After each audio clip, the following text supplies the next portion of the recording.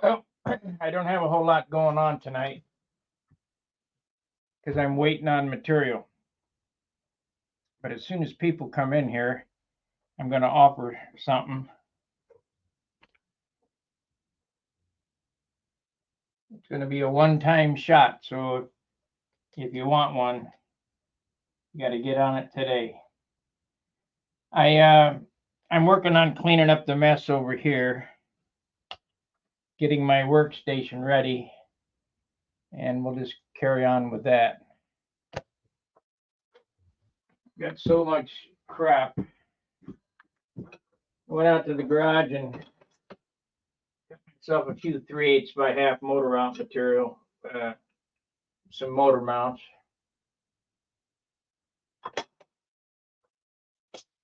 We got the bell crank mold. I got the bell cranks getting ready to go together. Got the props.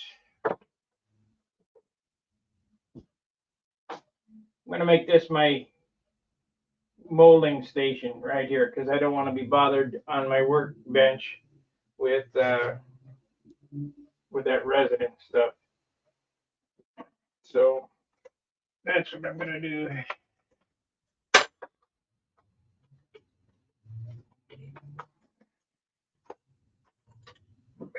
Get my starter battery down here.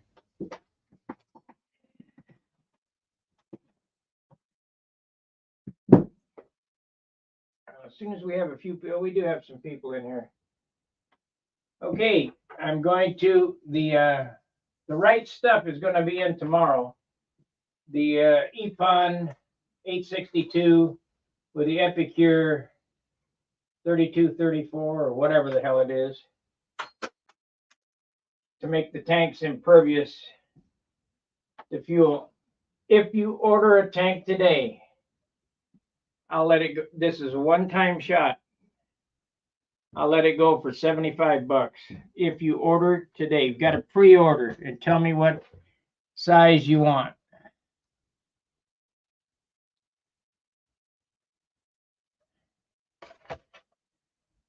Thank you guys. And I ordered the bags, the nipple caps. Got to make sure these are.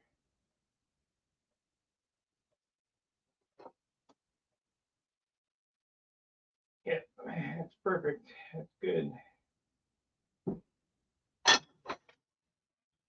I ordered the bags, the nipple caps, and the tubing. It'll be here tomorrow, so I can start making tanks, spinners,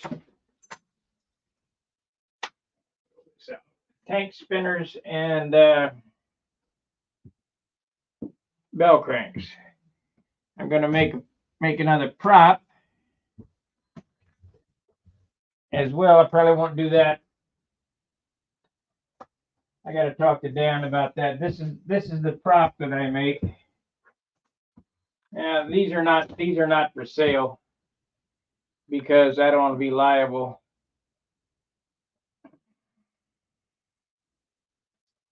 That's a 14-inch prop that can be cut down to 13. It's a copy of a Zor propeller with the nuts ground off, more like a stud prop.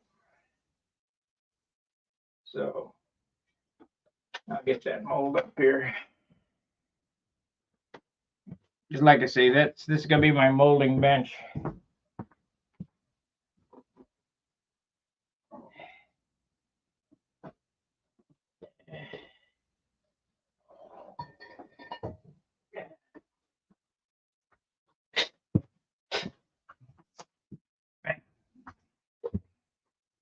So that's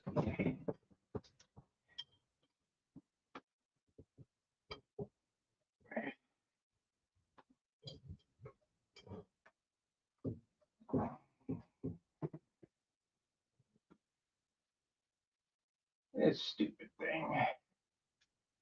Have to JB weld that in.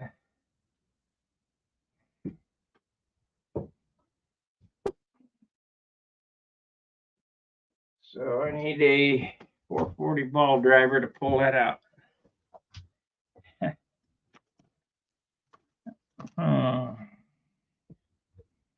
That's the 632. There's the 440.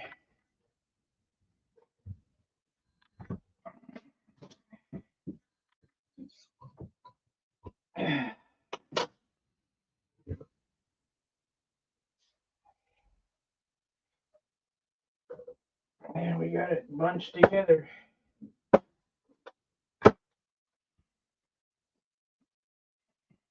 Give it a tip tap. Where's there? Here's a little hammer here.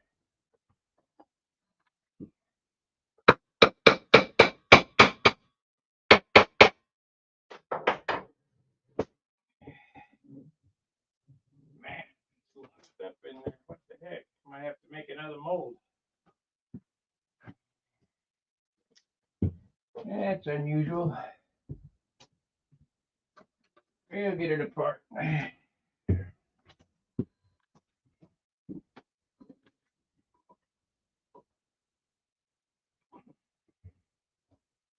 Huh, I wonder what caused that to lock up.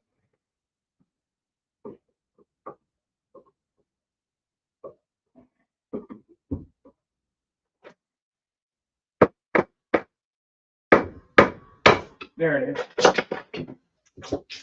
PVA, that's what caused it to lock up.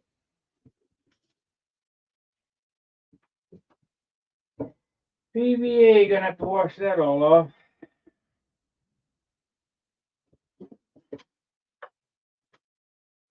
So what happened to that prop? Just had it in my damn hand.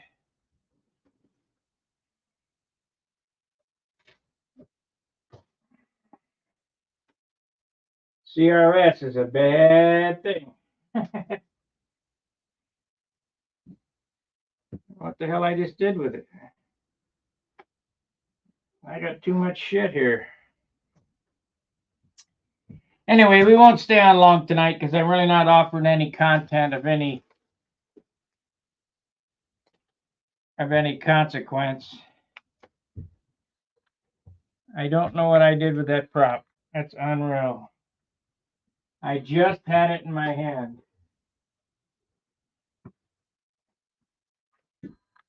I got this mold here. I'm not going to make a 4-blade.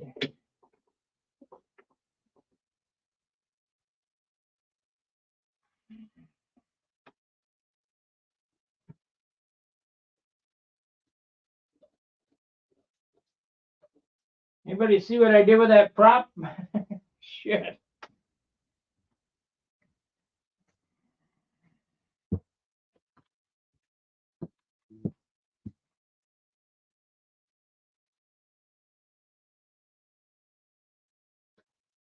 I was standing over here and I was talking to you and I set it down to get the mold. Oh, right behind the mold. Duh. That's the prop right there. That's the mold. And it came out of.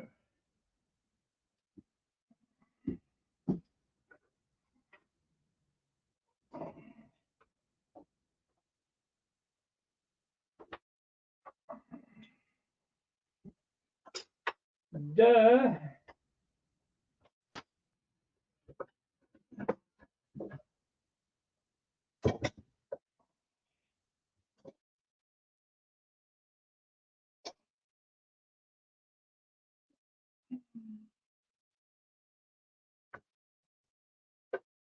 Come on now. Yeah, shit.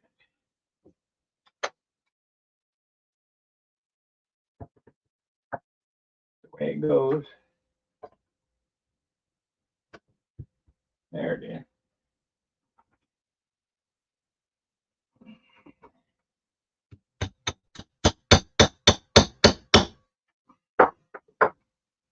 Okay. Let's sweep this off here. Shit all over the place. That's my set of teeth I made in Dayton. One set. We don't need them.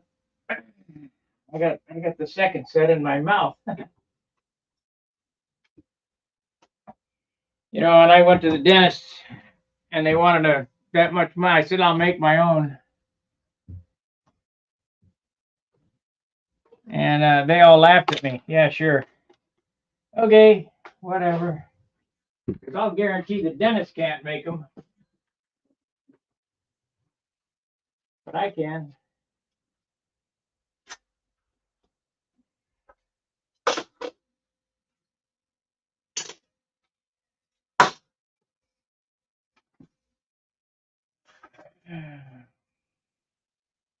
I'm going to go with a different pilot too, I think, than my helmet. I don't know. We got to see which one weighs less.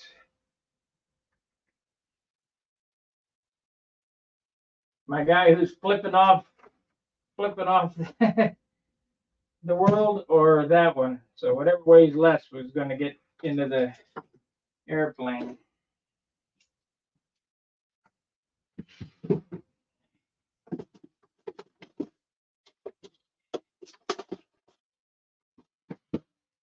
Okay, I got that.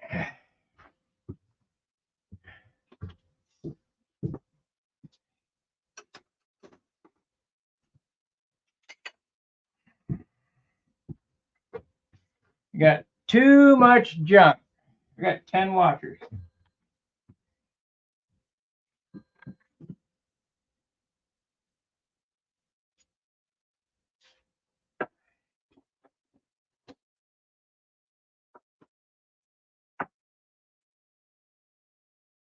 I'm trying to make some rev ups too.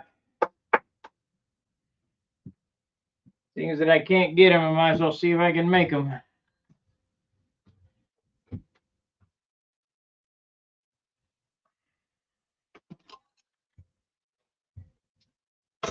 And I probably got enough to last my lifetime, but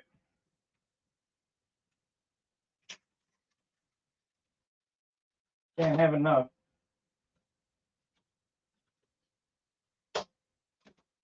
Got my other airplane to finish, but you know, I got so many damn airplanes. I need to make some other stuff besides airplanes. Or if I'm going to work on airplanes, I need to make a composite airplane, something different. So we might be doing that.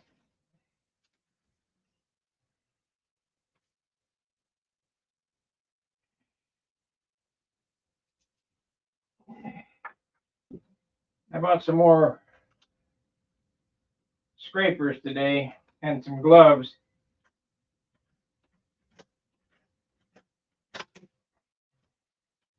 I'll give you a little secret on Harbor Freight gloves.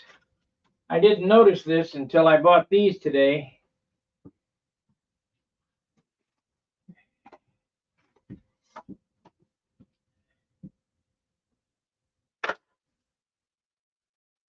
Well, here it says medium. The sizing chart says that my hands are medium, but I bought larges today.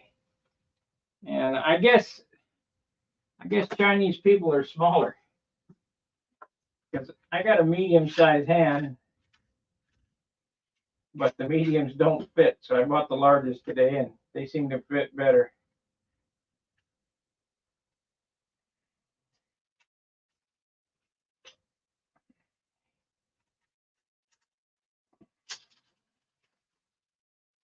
I'm going to post a link. If you guys want to come in and talk to me, you can come on in to this stream. It's not like Zoom. All you have to do is click on the link and have a camera ready, and you'll be right in with me. Let me see here. There it is. We'll invite, copy, and paste. That way we can have a discussion.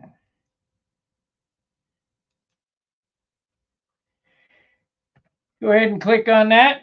Come on in, and you'll be backstage, and I'll bring you in, or you can talk about your airplane. Show me what you got. Tell me what you're doing.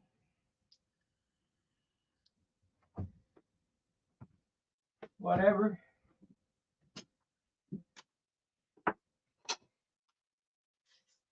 Try to make the program more inclusive. Let's save this. We might need an epoxy mixing thing. Click on that box in chat. Have your camera ready. Come on in and talk to me.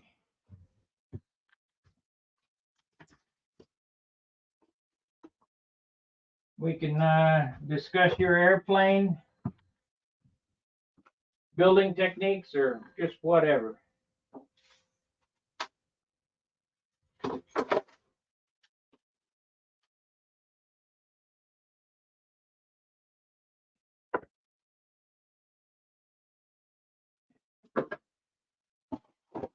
I got too much shit. There's just too much junk.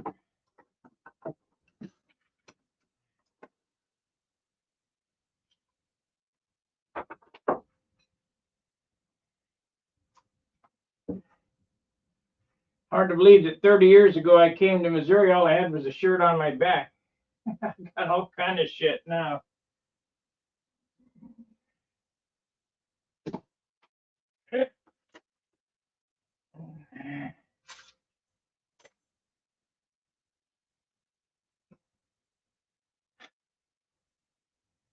Snap-on chargeable battery. Thing's sticky.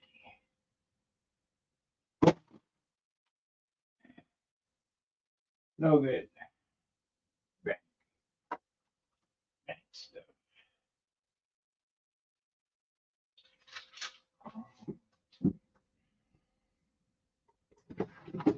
This will probably be a dud, this stream, but I did want to come on and let you know that I got nothing going on, basically. All I got is getting ready for tomorrow, because tomorrow is going to be tank making day. I'll, if you guys want to see me do that, I'll, as soon as the stuff gets here, I'm going to start molding. I got to go to the store and get a 9.5 volt battery so I can get the oven temp correct.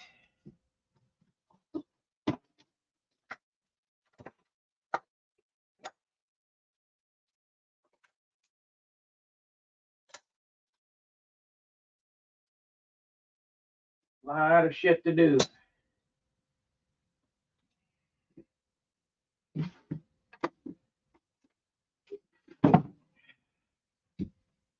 Got no takers, huh? I don't want to hang on here and bore you guys to death, so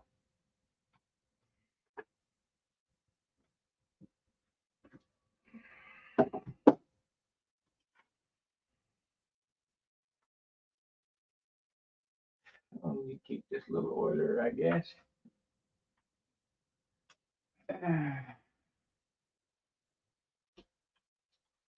Get rid of these clamps.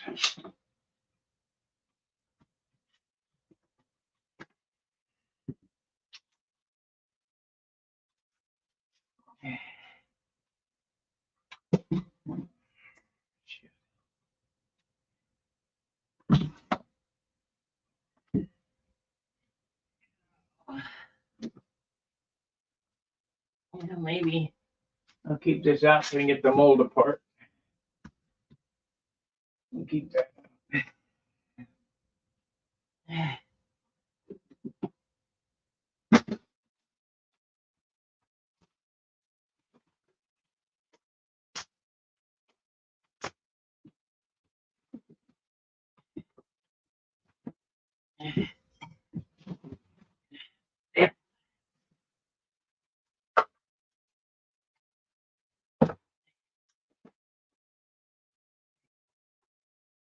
This is the start of my gunpowder, homemade gunpowder. Right here, this box of scraps. Turn that into charcoal. Makes super fast gunpowder.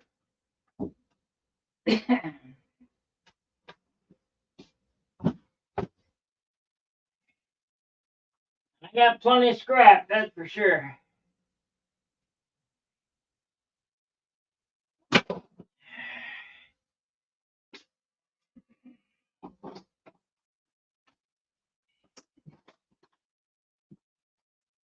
Plenty of scrap.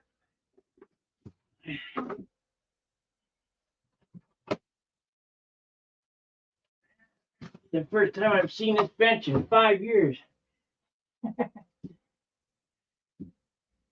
Hey, Fred, let's see. It says,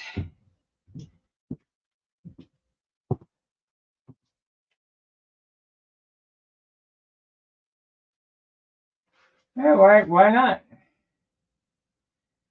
Yeah, Steve, bring a 9-volt battery if you would. I don't have any. That way I don't have to go anywhere. We just wait on the Amazon guy to show up and FedEx to show up with all the components for my tanks. Here's what I was looking for doing your soldering, and I didn't know where the hell it was, my second pair of hands. Buried.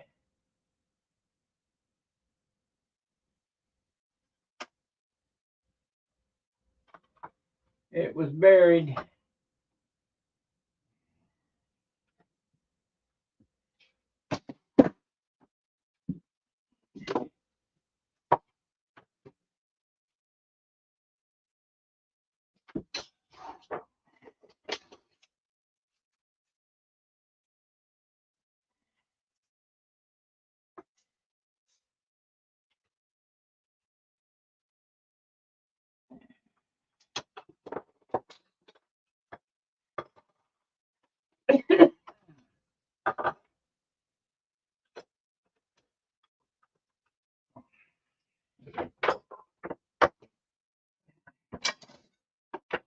Shit.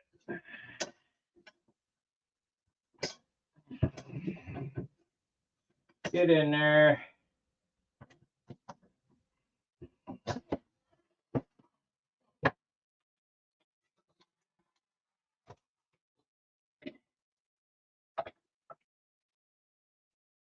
Get in there.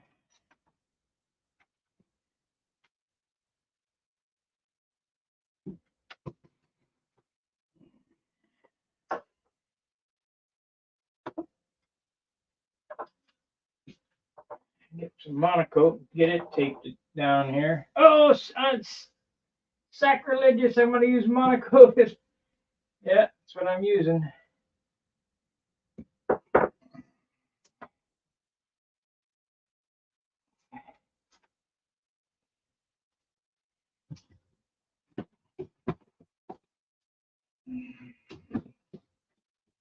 tell you, it's great for underlayment to keep the bench clear from epoxy. It just falls right off.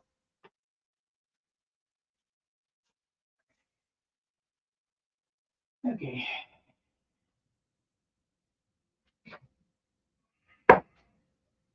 So this will be the composite work area right here.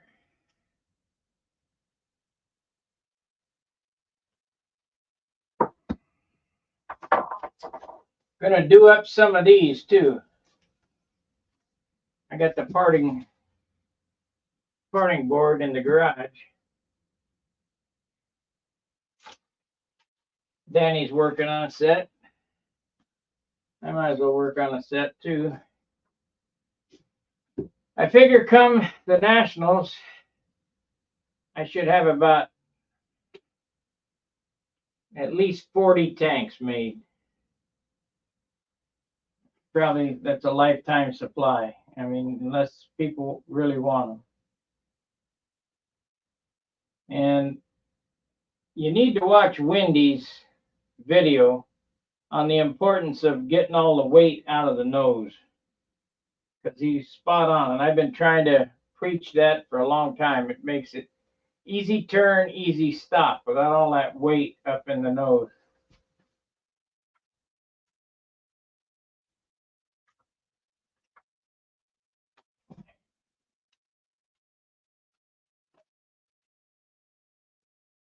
And we got some stuff.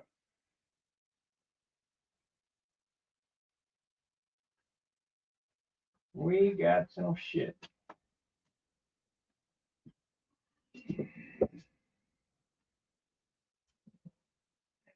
Yes.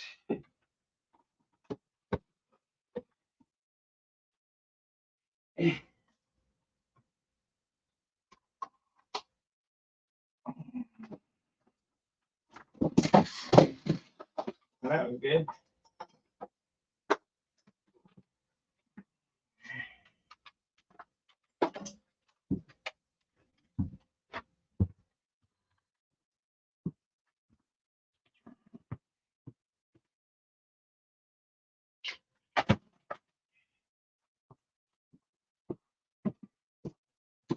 I ain't gonna use this. I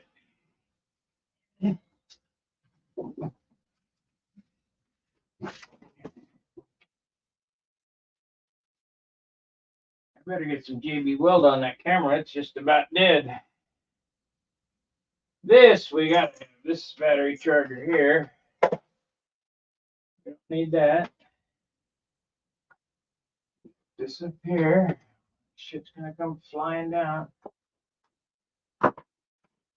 Gun oil. Batteries. Tank.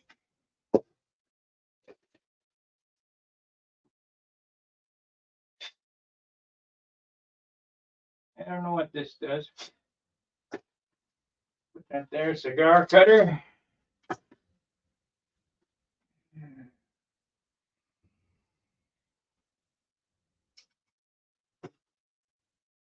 My POW pack. And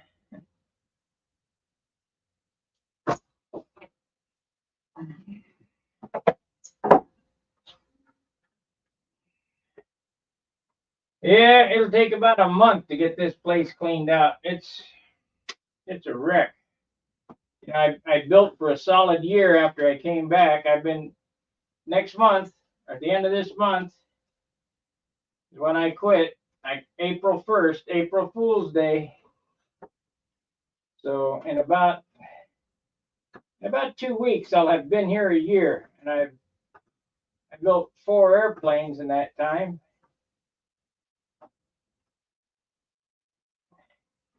So I've made quite a mess, and I haven't really cleaned up in a year. So I need to do that.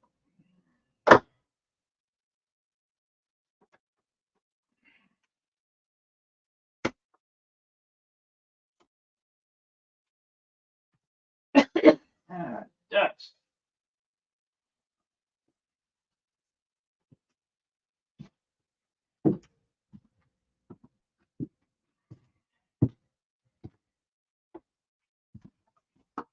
Well, let's see here. We'll go here.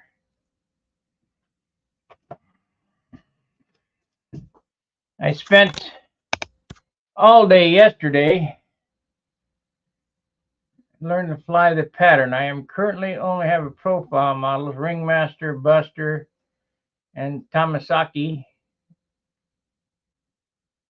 I was advised a Pathfinder.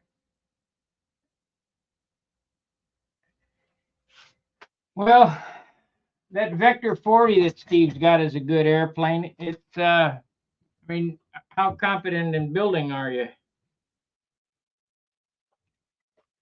The Vector 40 is good. Depends on how big you want to fly. I got dust all over me. I was out in the garage sawing on the table saw with getting them motor mounts ready. Not that we're building another airplane right now, but I want to get my stuff. I'm going to cut up my phenolic and make phenolic motor mounts, and I got enough to build probably 20 airplanes in motor mounts. Get it all ready to go cut up. I would say what Steve's flying, a Vector 40 is a good airplane for a small airplane. I think it's 50-inch wingspan. That's a full-bodied airplane. As far as a profile, believe it or not, I don't know if you can find it anymore. But it's ugly. It's an ugly airplane, but a good airplane to learn the pattern with. What I learned the pattern on is a Magician. Here we go. There's Fred. Let me bring Fred into the stream. We'll see what he's doing. There you go, Fred. Got your mic on? Yeah, let me shut that off.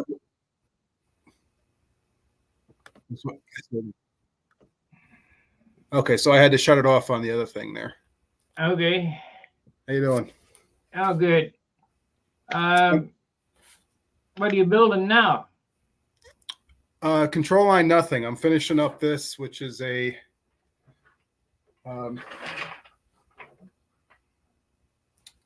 Taurus, which is a control full scale, or an RC. This one, in 1962.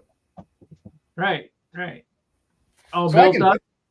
Yeah, I can build. I haven't built a lot of control line stuff, but I've gotten interested in it again. But I can fly a little bit. I can go in circles with the bi-slob. I can do maneuvers and stuff. But I've never flown the pattern. I don't even know what the pattern. I know sort of what it is by watching videos and stuff. But I was always intimidated by going to a contest. I just kind of flew around at the local field, Well, everybody will help you at the contest. I'm thinking of going to Brodak. I've never been to it, but I'm thinking about it. I'll see you there if you go. But if I go, can I just fly a more beginners event or something? Or yes, they have beginner. Okay. Beginner, intermediate. They have all the events: scale, racing, combat. Okay. They have everything. It's the funnest contest of the season. And if you never, and I would suggest you get there at least once, and you better do it quick because everybody's dying off, So, yeah, I heard that. That's kind of too bad. Yeah, but it's the way it goes. Yeah, here's the fuselage to the Taurus. Let me put you on full screen here. Here, I'll mock it up. I literally just finished. I've been.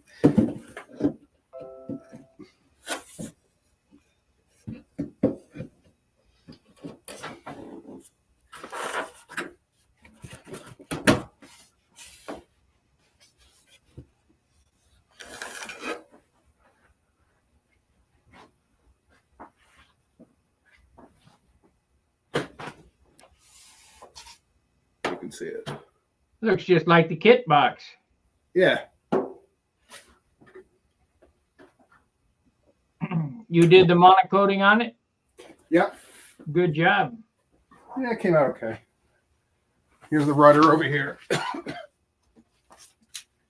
got that 60s look to it, the swept back rudder.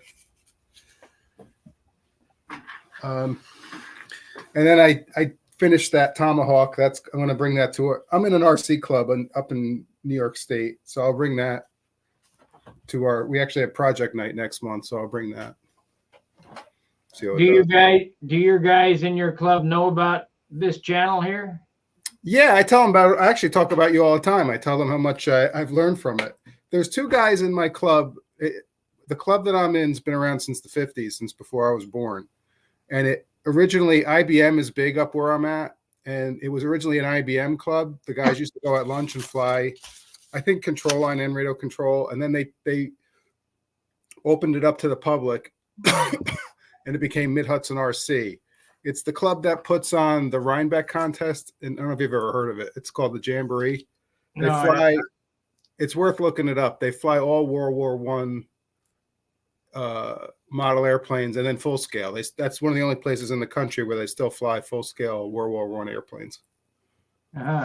It's called Kermit Weeks fly out of there. Guy's name was Cole Palin. He died, but he's the guy that founded it in the 50s. It's really something. You should check out their website if you've never seen it. It's probably the premier location in the world with all that stuff. They got museums there and everything. So the club that I'm in has been putting a show on there since 1967. Well, a lot of guys, RC guys, look at this. Well, you build, they look down on it. You build control line. This is the same airplane. I just don't use servos. Oh yeah, yeah. I started control line when I was a little boy, like flying plastic models, and then when I was a teenager, I started with the RC. Right. But I've always liked control line. I like the feel of having the plane on the line. And last couple of years, they all know me now that I kind of do both. So I always bring the control line airplanes out. They're all afraid to fly it, but they're fascinated by it, actually. They're milliseconds away from disaster, not 10 mistakes up. Right. And the one that I kind of, believe it or not, got some confidence with was the Bislov. That's the one that I spent a lot of time with that the last 7-8 years. I can make it hover, and I can do, inside outside loops. I can fly inverted, but that one doesn't spin that much, and I don't get dizzy with it. That's the problem I have with the Ringmaster and the other profile is I get dizzy. You won't after you get used to it. I mean, I've been doing it all my life. It doesn't bother me a bit. The Viper that you have, is that too much to build for something? This airplane here would be pretty complicated for you. I mean, I don't know how are your building skills? Is it too much? I don't know. I could build it. It's more flying. Is that too much? It flies like a dream if you keep it in the 50-ounce range. If you build it at 70 ounces, it's not worth doing. But you can get some good wood, not RC wood. If you can get some good control line wood, 5 pound and less. But where do you get it? You have to look for it. You just have to search, buy a stick here and there. Sometimes deals come up, but this Taurus, I got the balsa from Specialized. Yeah. What was the weight of it? To be honest with you, I didn't weigh it. You're gonna have to learn how to do that. You're on stun hanger, right? Yeah. Okay. At the very top, there's a balsa density calculator. Have you seen that? Mm-mm. In the main forum on the blue page, look at the very top of your screen. It'll say, let me see what it says here. It'll say link, stun hanger, YouTube, Pampa, AMA, and then balsa density calculator. Right over the top of the stun hanger forum banner on the left. Okay. And that goes to the Control Line Racing Association website. I wish I could download that program onto my server, but anyway, it's their NCCLA, their calculator, and you weigh it up in grams or ounces, but I suggest grams. You weigh it in grams. You put in the dimensions of it, like 3 inches wide by 1/8 inch thick by 36 inches long. Hit enter, it'll come back and it'll tell you what weight wood it is. Oh, okay. I've never done that. Yeah, you want to stay under 5 pounds if possible. So that's what you mean when you say 5 pound wood, because I never quite understood what you meant. Right. It's cubic density per cubic foot. So if you had I don't know what this is, this piece of wood here. Okay, this piece of wood here is 5.22 pound wood, a little heavy. Everybody's drooling over it because it's so hard to get. People build them with 6 and 7 pound wood. But what that means is if I took this piece of wood, if I had enough of this, and I cut it 1 foot long and 1 foot wide and 1 foot square, it would weigh 5.22 pounds. I got it.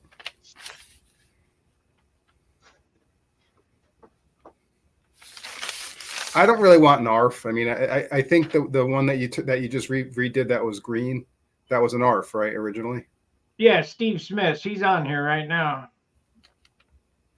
It started out as a Vector 40. It ended up as a Spectre. I lengthened it up. See, we had when Steve was flying it, I just was watching and I helped him trim it. I had to add 3 ounces of tail weight to it because he was using a great big old brick battery. So I shortened the nose and lengthened the tail, move everything back so we don't have to take all that weight out of there. And then I also made the tail, instead of 3 inches wide, 4 inches wide at the stab and 4-inch elevators with more throw on it so we get it to turn, But it's made by people in China, and they don't really give a shit. They just No, want I the money. know. Yeah. That Tomahawk that I just finished, I put a picture of it up on the website, and a lot of people think I have too much rudder offset on it, which I think I built it according to plans. So I hate to cut into the finish to change it. I might try to fly it first and see how it flies. But how much rudder offset do you have? oh, it's probably, I could go get it. It's in the garage and show it to you. Just I'll tell go me. grab it. What do you think? 1/8 inch, 1/4 inch, 1/2 inch? Between an 1/8 and a 1/4. It's probably too much. You only want very little. I mean, I go for motor offset. My rudders are straight and just airfoiled on one side. Is it worth actually cutting into the finish to do that? Well, how good is it finished?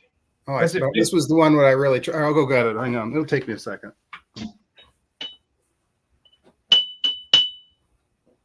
Okay, how do flaps work on it? I don't understand. How do flaps work on control line? They work opposite of the elevators. Both, not like a scale plane where a scale plane just droops the flaps down. Our airfoils are symmetrical, and when you give up, the flaps go down, and when you give down, the flaps go up. So what you're trying to do is create extra lift on the wing. Let me, I'll show you here on this airplane right here. Oh, this way.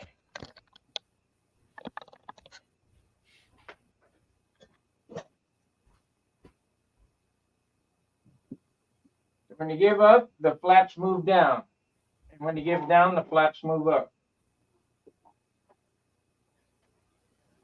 And that helps the airplane with a tight turn.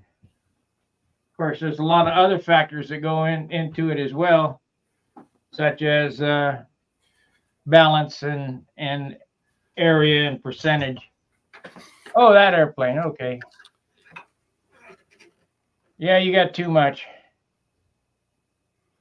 Here's what you can do. Get a ruler and cut straight down it. And then take some 320 paper and dress off both ends. Oh, looking up too much. Cut straight down the rudder on the turn, right where it's turned, right? Yep. Cut straight down, then dress it off, and then just tack it on with CA and don't even worry about refinishing. I mean, I would probably, how much motor offset do you have? Well, I got 2 degrees under the motor, so I probably have way too much. No, I run 3 degrees. That's fine. With those thrust wedges, little plastic ones. Yeah, 2 degrees is fine. Hi, John.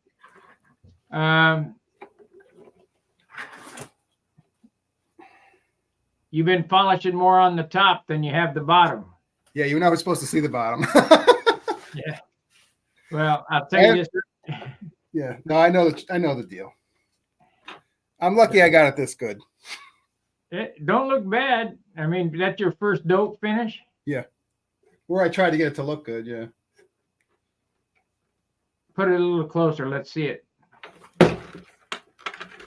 Let me make you big here. Let me move the other plane.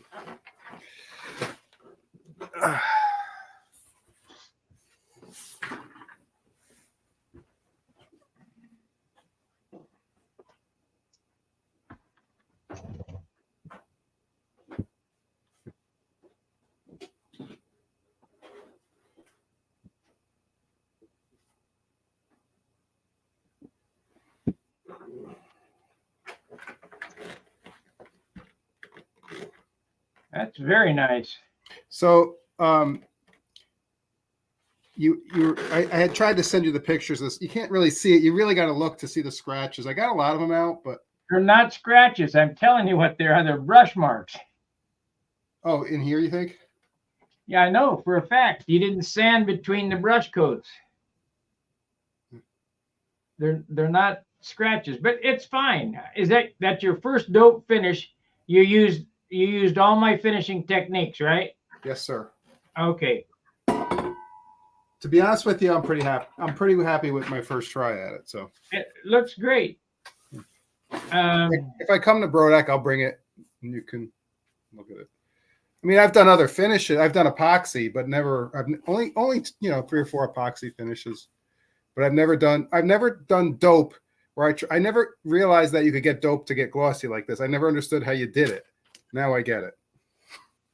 But I'll bet there's one rule that you didn't follow. You want to know what that rule is? You only get 1 quart of dope to do that. That includes the base and the top coat. I think I used less because there's parts where I actually went through it. It only weighs the plane itself without the engine and the just the airframe with the fully finished weighs 15.8 ounces. Great. That is great. Did a good job. Weighing it with the engine and the spinner and the heavy wheels, it's 28. What size motor is it? OS 25 FP. You'll love it. That's perfect. Yeah, you did a good job. I appreciate it. That means a lot. So I owe you a lot of credit because I learned. I just didn't realize how people, like when I would look at like when I was a kid and I used to see, the big shots, Warwidge's planes and stuff, and it said it was dope. I'm like, when you spray it on, it's flat. How do they get it to look like that? But now I get elbow grease. John and I are going to sell that by the gallon. But listen, it took me, I would say 3 weeks watching TV with my wife, just wet sanding it with finer and finer and finer and finer paper. She thought I was crazy. And then when I polished it, she's like, wow. Annie and Jeff say your plane looks great. Oh, thanks. Appreciate it. I think it does too. Thank you. Thank you.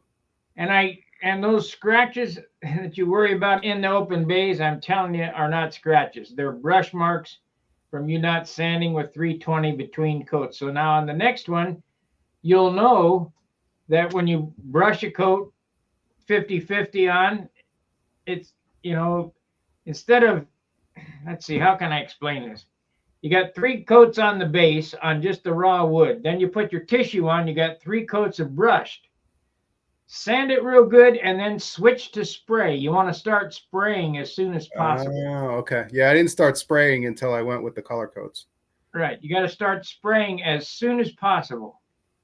So you get 3 coats, 50-50 on there, sand it in between, then, a couple of coats till it's filled. And remember, tint your dope.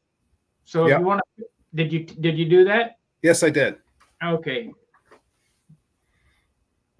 There's spots on it here and there where I wore through the clear and, actually wore into the color a little bit, but I'm done. I'm not working on this plane anymore. It's enough. Well, it doesn't matter because the color will buff is just as good as the clear. No, it went right through to you could see almost the primer a little bit. Primer? Where do you see me use primer? I didn't use a lot of it. I only used, I could show you some pictures if you want to see them. I mean, really just a couple of spots, not even like a heavy coat, just almost like a dusting. Yeah, I don't use any. I used to use primer when DC 540 was around, but I quit using primer when that went away and it just went with clear dope. So it was the stuff that when you said DC 540, I think they stopped using xylene. There was another brand that you showed, and I used that one. I can't think of the name of it right now. Oh, you used the shit. I thought maybe I got a can around here. It was expensive, but it's good stuff. Right. It's oh shit, about $15 a can. Yep. Yep. It's the same. It was the same stuff, I think, with a little less xylene because it took longer to dry than DC 540. But I don't use that anymore either. too ineffective for cost. And I got more time than money, so I just sand. Yeah, I'm glad you got some good results out of that. No, listen, your videos, they help. So, this is an example of I wouldn't have been able to do that without learning how to do it. So, well, there's a lot of people watching these videos, top guys even, that won't admit it. well, this is proof to me that anybody can do it. You just have to understand how to do it. And I did not with dope.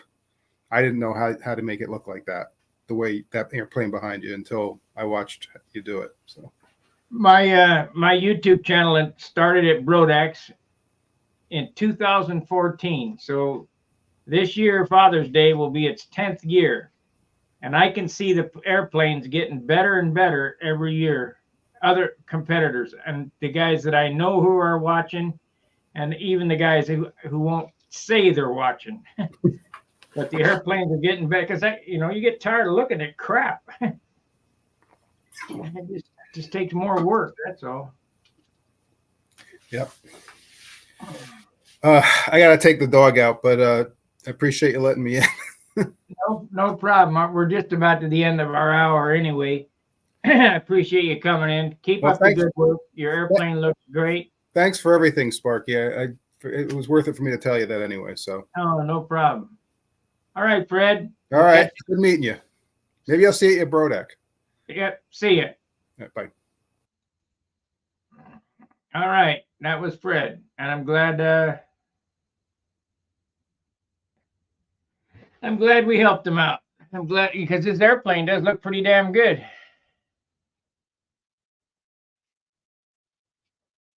Let's see. Native American, Amish, and other talented craftsmen leave small flaws because only God is perfect.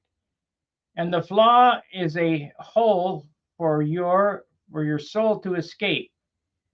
So now tell people that too. Yeah, I guess that's I never thought of it like that, but nothing. I try to make them perfect. I can't make them perfect. There's always some kind of snafu somewhere. As long as I don't tell anybody, nobody can find them. So that's all that counts. All right, we wasted another hour. And I appreciate you guys watching. And I'll be back tomorrow. Steve over for his yearly build session. It seems like it's been about 2 weeks since I've seen him. Like I say, it'll be done by 2025, Steve. No problem. Should be ready for the Nats in 25. Maybe we'll get something done tomorrow. Get the clips made and maybe get the fuselage ready to get going on that. And I have not helped him. I mean, very little. Very little. He's done all the work. So, and it looks pretty good. I mean, we'll see if we can get it trimmed out now. All righty. Like, subscribe, and share. And we'll see you tomorrow. Fair winds, tight lines. See ya.